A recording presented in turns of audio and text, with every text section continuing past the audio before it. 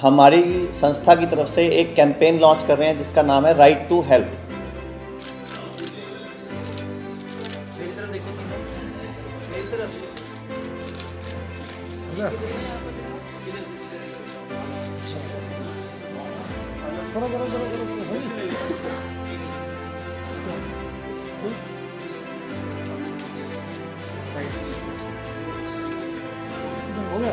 इधर देखना सर। अरे नहीं मैडम 2 मिनट चलो।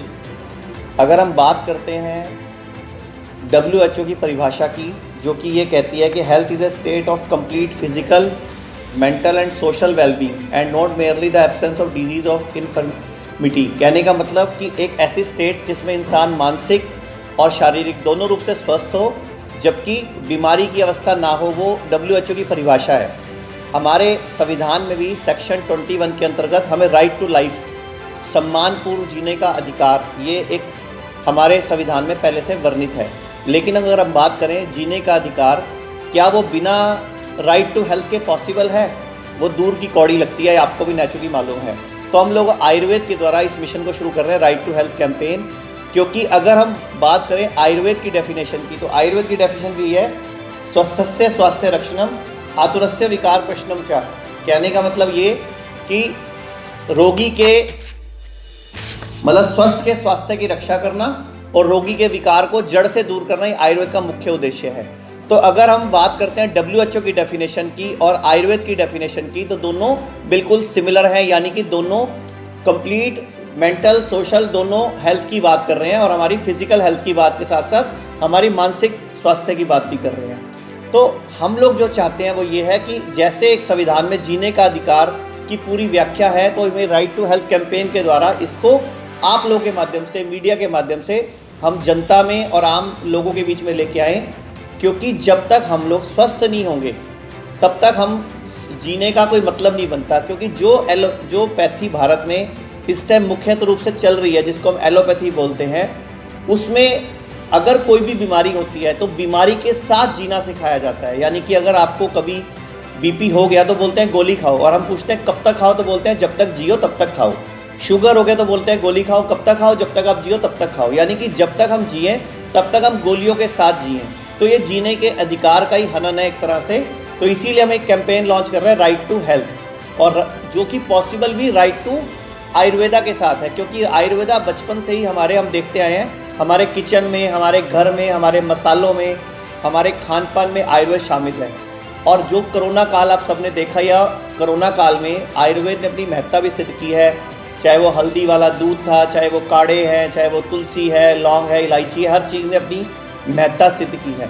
तो हम आप लोगों के माध्यम से ये पूरा कैंपेन शुरू करना जा रहे हैं। और इस कैंपेन में हम लोग क्या करने वाले हैं, अगले 6 महीने तक हम राइट टू हेल्थ को हर स्टेट में, हर गवर्नमेंट ऑर्गेनाइजेशन तक लेके जाएंगे। हम अभी पंजाब हरियाणा हाई कोर्ट में एक याचिका भी लगाने वाले हैं राइट टू हेल्थ के ऊपर, कि राइट टू हेल्थ को एक हमारा अधिकार, जो हमारा संविधान प्रदत्त अधिकार है, वो हमें मिले और हम सम्मानपूर्ण जीने के साथ स्वस्थ जीने की बात भी करें।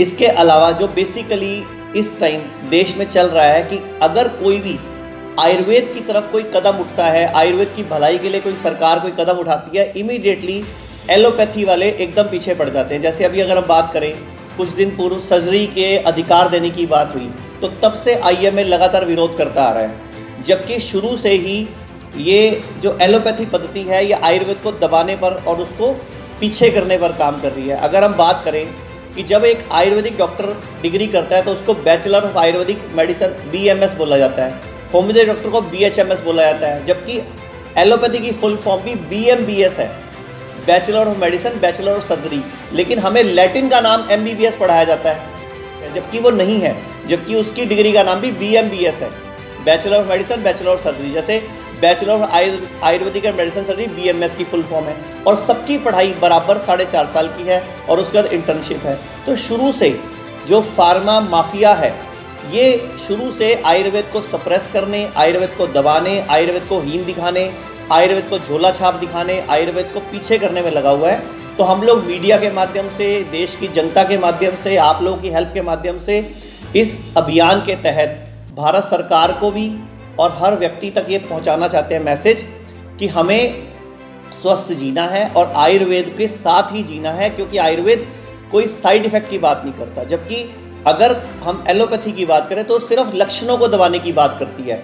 अब एक छोटी सी बात करते हैं, अगर किसी की किडनी खराब होती है तो वो बोलते हैं पहले डायलिसिस कराना शुरू करो, तब नहीं बताएंगे कि डायलिसिस का अगला पड़ाव आपको बाद में ट्रांसप्लांट है, तब नहीं बताएंगे। तब कहेंगे कि सिर्फ आप डायलिसिस कराना शुरू करो, और जब डायलिसिस कराते कराते व्यक्ति थोड़ा अक जाता है फिर उसको बोलते हैं आप अब ट्रांसप्लांट करा लो। ऐसे ही लीवर के मामले में करते हैं। जबकि जब किडनी पहली बार खराब हुई थी, जब हल्के फुल्के लक्षण आए थे, अगर तभी आयुर्वेद में आ जाया जाता तो हम उसी किडनी को रिवाइव करने की क्षमता रखते हैं। आयुर्वेद के पास ऐसी जड़ी बूटियाँ हैं, आयुर्वेद के पास ऐसा विज्ञान है, आयुर्वेद के पास ऐसी शिक्षा है, ऐसे ऐसे सिस्टम्स हैं जिससे हम उसी किडनी को रिवाइव कर सकते हैं। ऐसे हम शरीर के हर अंग की बात करें, और हमें हर जगह सप्रेशन सिखाया गया। जैसे आयुर्वेद में फोड़ा, फुंसी, उल्टी, दस्त, बुखार, इनको हमें मित्र कहा गया है कि ये शरीर से टॉक्सिन्स को निकालते हैं, शरीर से गंदगी को निकालते हैं, वेस्ट को निकालते हैं।